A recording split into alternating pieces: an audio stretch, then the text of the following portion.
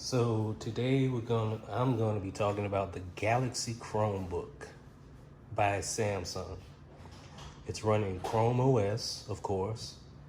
It's got a Intel Core i5 CPU, the U series. So this is a serious processor. This is not the Y series for Ultrabooks. It's got a 13.3-inch touch UHD AMOLED screen.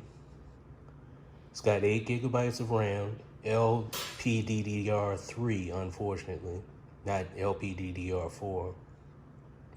It's got a solid state disk with 256 gigabytes of RAM. It's PCI 3. And it's using Intel 802.11ax 2x2 for Wi-Fi.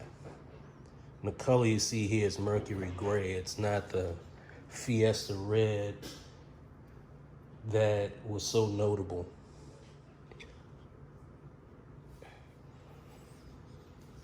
Okay, so the build quality for this is pretty solid, even though it's really small and thin. I don't feel any flex, no torsion, so that's good. But it's really, really light. I think it's 1 kilogram, which translates into 2.2 pounds or 2.3 pounds. Let's take a look at the display.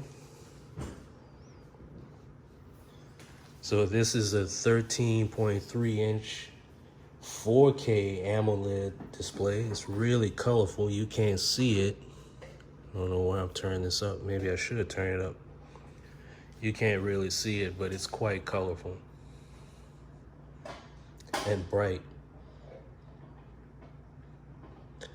The bezels are nice and small for a 2020 laptop. That's a good thing.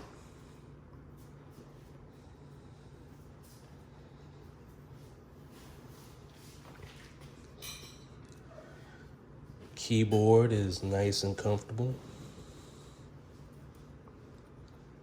Doesn't have a lot of travel. It's a little bit shallow.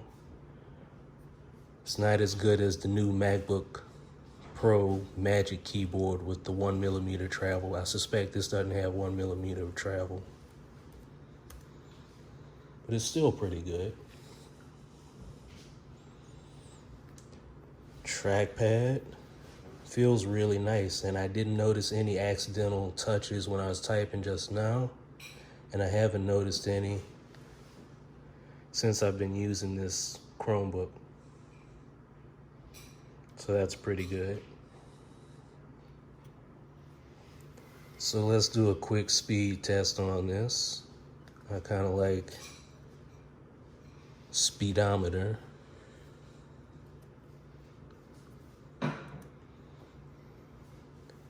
Because it's nice and platform independent, and it depends only on the browser.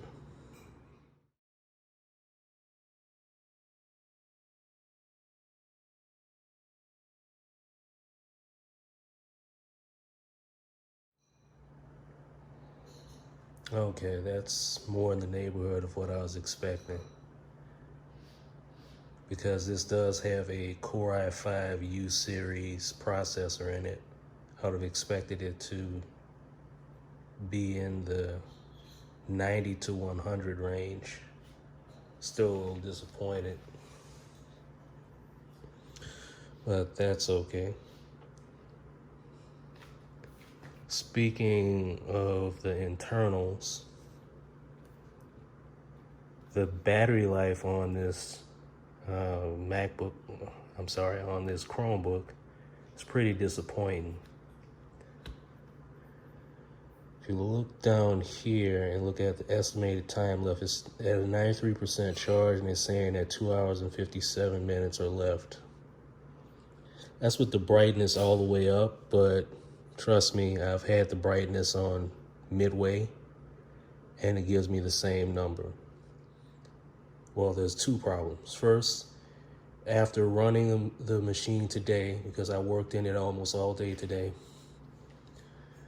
after running it for about 4 hours, the bottom was too hot to touch. You can't use this as a laptop, which is almost unforgivable sin for a laptop to get too hot to use on your lap. But I can forgive it because most of the time I use a laptop on a desktop. The bad thing is the battery life. Battery life of 3 to 3.5 hours. 3.5 hours, and that's a high-end estimate. It's really too low for this Chromebook. For $1,000 Chromebook, you should be looking at much better battery life. Generally speaking, if I had to give a Chromebook, this Chromebook right here, a try, buy, or pass, that is, try it, buy it, or pass on it, I would have to say this is a definite pass in spite of the great screen, in spite of the build quality. Typically with a Chromebook, I expect to have awesome battery life, and we're not getting that here.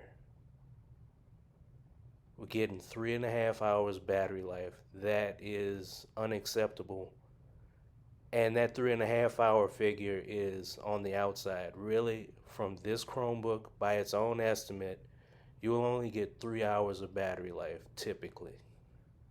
And even though the performance, as you can see, the performance is very good, the screen is great, the battery life is really just the killer for me. And it's unfortunate, but I'd have to say pass on this Chromebook. It is just unacceptable.